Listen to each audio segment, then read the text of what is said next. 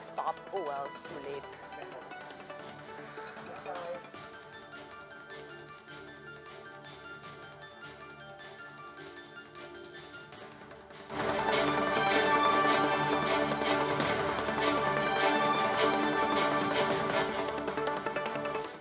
Good afternoon, I'm Sean Yao and this is One News Now. Malacanang says there's still no definite date for the arrival of the first batch of Pfizer shots. Let's get the details from Maricel Halili, who joins us live from Mandaluyong City. Hi, Mase. Did the palace spokesman disclose what's been causing the delay? Sean, it was actually Vaccine Star Carlito Galvez who explained the delay on the arrival of Pfizer vaccine from the Covax facility. During the Laging Handa briefing this afternoon, Secretary Galvez mentioned that Pfizer is a bit concerned with the status of the Philippines in terms of handling the vaccines. This is following the issue on Dengvaxia. So basically, Pfizer expressed their concern that they don't want to experience what Dengvaxia controversy did to the manufacturers. Because of that, Secretary Galvez said that they have already submitted the indemnification agreement to the vaccine manufacturer, and it's up to them to review the content of this agreement, and hopefully, once they agree, there won't be any problem. But just in case, Secretary Galvez encouraged or calls on the Senate and members of the House of Representatives to pass the indemnification bill as soon as possible.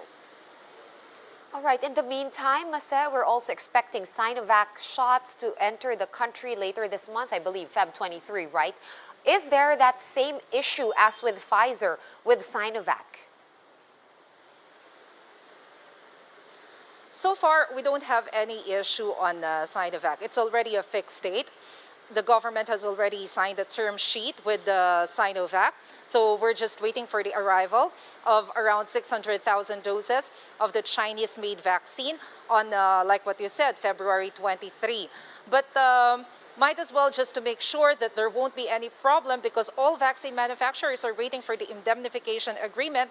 Senator Mig Zubiri also mentioned that this afternoon they will discuss the provisions that will be part of the indemnification bill. If Malacanang decides to certify this bill as urgent, hopefully they will receive the certification this afternoon. Senator Zubiri mentioned that the target of the senators is to finish up until the third reading this afternoon. If there won't be any difference on the provisions of the indemnification bill on the Senate as compared to the House of Representatives, that's good. But if there will be difference on their provisions, they will have a bicameral meeting, and hopefully they can submit the final draft of the indemnification bill to Malacanang on Monday, or at least next week, for the signature of President Duterte. Right, good to hear about that speedy ratification. Let's move on to another issue, the issue of pork prices and pork supply. What is the government's latest move to address increasing prices of meat products in the market? Early this morning, Sean, presidential spokesperson Harry Roque announced that about 2,000 hogs from South Cotabato will be delivered to Metro Manila. It will be distributed to different wet markets here in Manila to solve the problem on the issue of supply. Aside from that, the Agriculture Department has also assured the hog raisers that they are still willing to give assistance. Aside from loan assistance, Secretary Dar mentioned earlier that they will also provide transportation assistance for those hog raisers who will deliver hog products from Visayas, Mindanao, and other parts of Luzon. All right, that's good to hear. Hoping that will alleviate prices a little bit. Now, still on finance and legislation, we have the BSP announcing that Duterte signed the FIST bill into law. What is the FIST bill all about? Sean, Secretary Roque confirmed this as well during his interview early this morning. Secretary Roque mentioned that FIST bill, or the signage of FIST bill into law, is very significant, especially now that we're still in crisis. This law the objective of this law is to help the financial institutions cope up with the impact of the COVID-19 pandemic. This will help the banking institutions to efficiently dispose their non-performing assets. All right, now another topic again. Did the palace spokesman have any reaction at all to Vice President Robredo's recent pronouncement where she brushed off President Duterte's tirades yet again?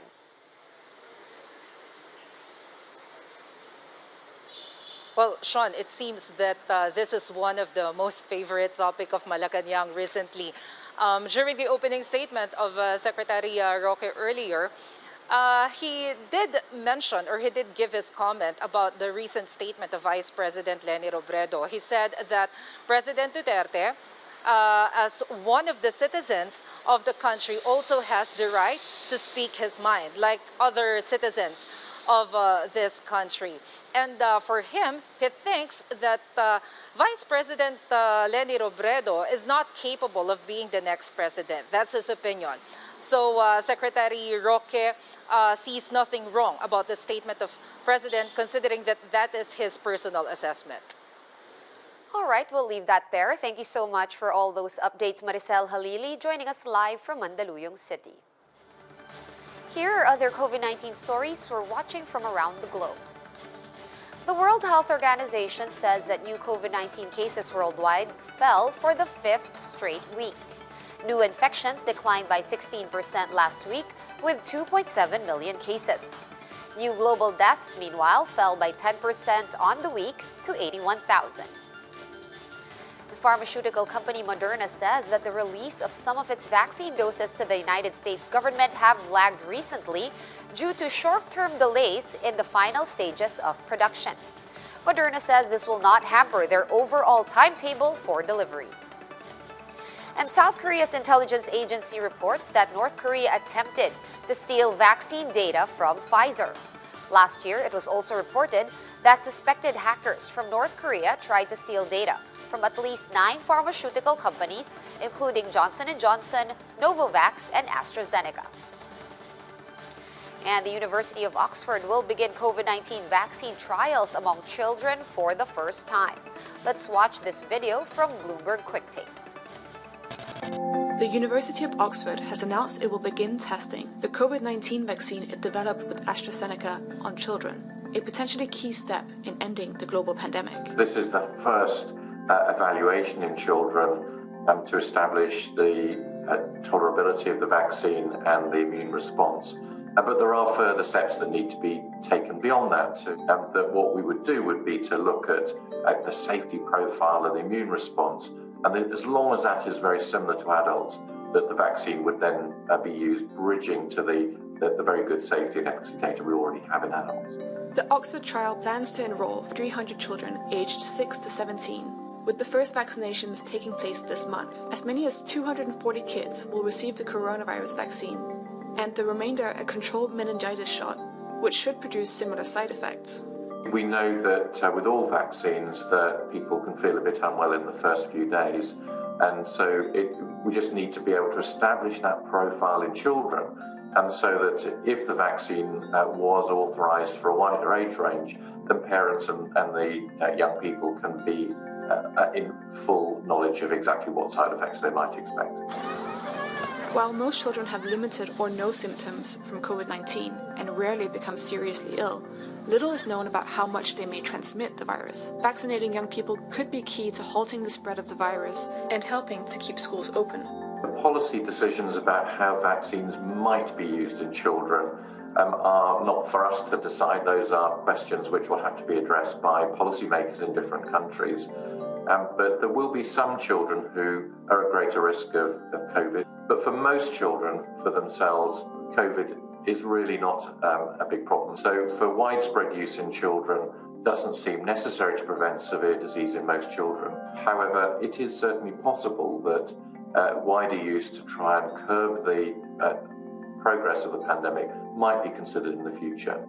Child trials started in earnest at the end of last year, after the safety and efficacy of other vaccines had been established in adults. Pfizer, which has an approved vaccine for people aged 16 and over, completed enrollment for its trial of 12 to 15-year-olds last month, with more than 2,000 children tested. Moderna is also testing its shot on teenagers, and Johnson & Johnson is expected to start child trials soon. The really important thing, in my mind, is the impact on the health services. All of the vaccines have near total protection against severe disease, hospitalization, and death. And to me, that's the important metric. It doesn't matter which vaccine you have, they are all stopping the thing which we're seeing on our televisions every day, which is hospitals full of desperately sick people. And moving on to the weather, we have Tropical Depression Auring entering the Philippine area of responsibility. For the details, Pag-asa forecaster Joey Figuracion joins us over the phone. Hi Joey, where was Auring last spotted, and can you describe to us how strong this weather disturbance is and if we will be feeling it? Yes, Sean, good afternoon, and to the viewers of your program. As of the 10 a.m., Tropical Depression Auring was spotted at 900 kilometers east-southeast of Hinatuan, Surigao del Sur, with maximum sustained winds of 45 kilometers per hour near the center and a gustiness of up to 55 kilometers per hour. Generally, Auring will track westward at a speed of 20 kilometers per hour. Based on our forecast track, Auring may make landfall over Caraga area on Saturday, between Saturday evening to early morning of Sunday. So generally, it will traverse the landmass of Mindanao and Visayas area. In terms of landfall, is it will be traversing, so obviously it will be making landfall. The question now is around when will it be making landfall? But based on Sean, based on our forecast track, it will generally traverse the Mindanao and Visayas area, and by Saturday it will most likely make landfall over Caraga area. All right, the weather has still been generally cool, even though Chinese New Year is done. It's already Ash Wednesday. Are there any other weather disturbances that we should be aware of? Yes, today until tomorrow, still Amihan or northeast monsoon will still affecting Luzon. So generally, a bit colder early morning for Luzon area, especially in northern Luzon. And the tail end of frontal system will generally will bring light to moderate with occasionally heavy rains over Bicol region and the eastern Visayas. And for the anticipation of this coming disturbance in Mindanao, we would like to invite our kababayan to stay tuned for our latest update. Yes, for sure. We will be awaiting all your further updates on Tropical Depression Auring. Thank you so much, forecaster Joey Figuracion of Pag-asa. For more updates, visit News 5, The Philippine Star, and Business World online. Visit our website, onenews.ph, for more in-depth analysis. You can also catch One News on the Signal Play app. Register for a free account at www.signalplay.com and stream One News live anytime, anywhere. I'm Sean Yao, and we are One News.